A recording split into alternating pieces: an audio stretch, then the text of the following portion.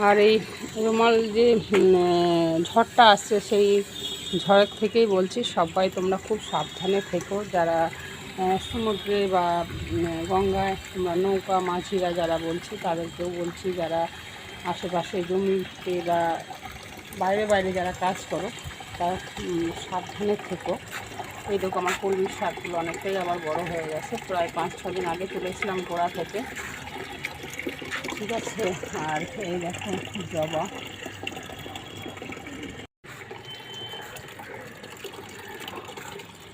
সবাই খুব সাবধানে থেকো এই ঝড়ের থেকে, যাতে কারো ক্ষতি না হয়। যাদের বাড়িঘর খুব দুর্বল একদম, মানে তারাও খুব সাবধানে থেকো, গাছপালা থেকে সাবধানে থেকো। গাছপালার নিচে কেউ দাঁড়িয়েও না এই ঝড়ের মধ্যে, সেক্ষেত্রে গাছপালা ভেঙে গেলে ক্ষতি হতে পারে। আর